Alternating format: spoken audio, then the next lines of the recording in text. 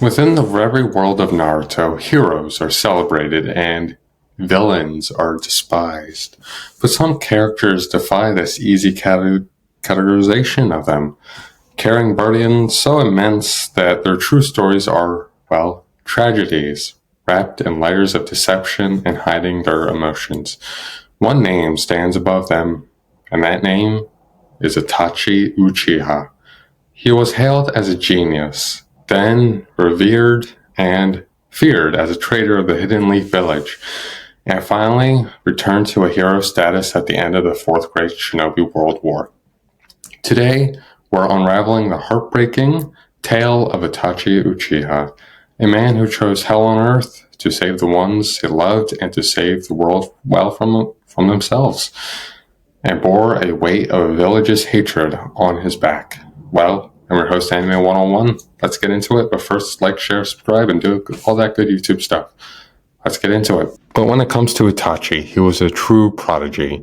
Even by the Uchiha standards, he graduated the Ninja Academy at around, 6, 7 years old, mastered the Sharingan at a young age, became a Chunin at around 10, and joined Anbu Black Ops at, 11. He was an exceptional shinobi.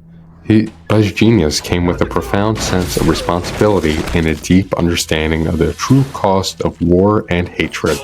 He witnessed the horrors of conflict at a very young age and became a pacifist, seeking peace above all else. But unlike many Uchiha, Itachi inherited the Well of Fire directly, understanding the Hokage's philosophy of protecting the village above all else. He became a bridge between the Uchiha and the Leaf, serving as a double agent in the shadows. He believed in his own clan, but he believed in the village even more. This put him in an impossible position as tensions between the two factions reached a very bad breaking point. Now this is where we get to the story that everyone knows and feared. The Uchiha clan, facing marginalization and discriminated against, began planning a coup d'etat in the village. This would inevitably be a devastating event. If the Uchiha clan was to, branch off from the Leaf and fight and try to take over, war, civil war, and death would reign for a long time. Clans would struggle against each other. Hatred would breed infinitely over again. But one individual was going to stop it. This devastation would lead to other nations possibly being brought in. Itachi was caught in an impossible dilemma: betray his own clan or betray the village that he wanted to protect above everything else. The village elders, particularly Danzo and the other two bitches, presented him with an ultimatum. Either the entire Uchiha clan would be wiped out in a bloody civil war, or Itachi could personally eliminate them, sparing only one life, his brother, Sasuke Uchiha. He was forced to become the most hated villain in history to prevent a greater tragedy. On that fateful night, Itachi geared up, with the aid of Obito, slaughtered every member of his clan, including his parents, whom he loved dearly. He massacred them all, not out of hatred, but out of love and kindness and the will to protect the Leaf no matter what. Then he framed himself as a rogue ninja, a cold-blooded killer who slaughtered his family to test his own strength. He embraced the eternal damnation so that Sasuke could live in harmony, and the village he loved could also live in harmony. He is a tragic character, but we all love him for it. Now, after the massacre, Itachi joined the Akatsuki, becoming an international criminal and terrorist, further cementing his villainous image. His mission within the Akatsuki was a continuation of his own goals to protect the Leaf Village at all costs, acting as a spy and subtly influencing events to benefit his home. He lived a life of isolation, pain, and constant deception. But his heaviest burden was the role he played in Sasuke's life. He needed Sasuke to grow strong enough to eventually kill him, thereby becoming the hero who avenged his clan and cleansed the Uchiha name. He needed Sasuke to hate him, to chase him, to become powerful through the hatred of the Uchiha. He tormented Sasuke with the Tsukuyomi, pushing him to his limits, all while suppressing his own image of love for his brother. Imagine living with that kind of torture, knowing you sacrificed everything, that you are a true hero, but forcing that one person you love most to believe you are their greatest enemy. Itachi carried this immense secret, endured the hatred of the world, all while battling a terminal illness that was slowly killing him.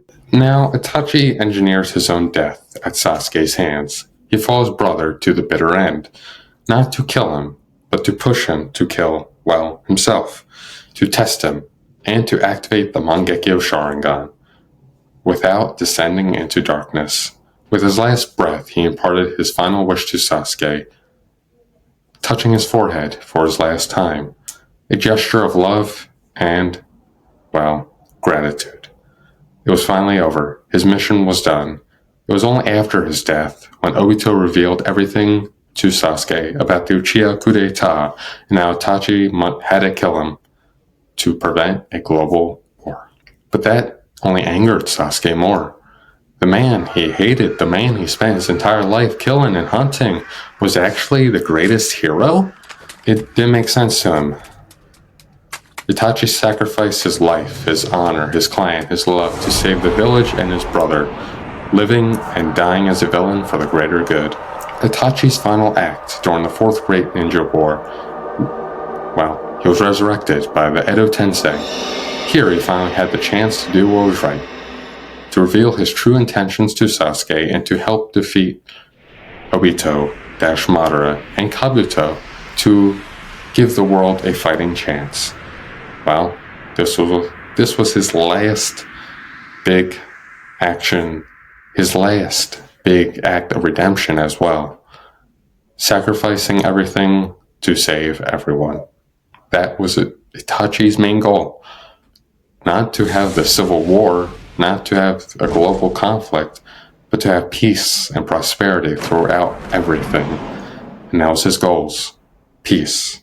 He just wanted peace. Itachi's story is a masterclass in heroism.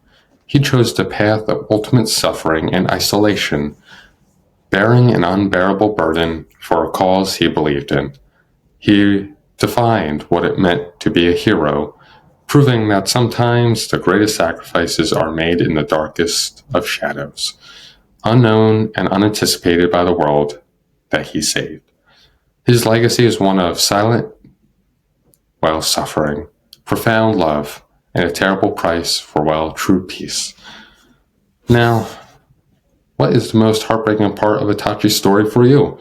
Let me know in the comment section down below. Do all that YouTube stuff, like, share, subscribe.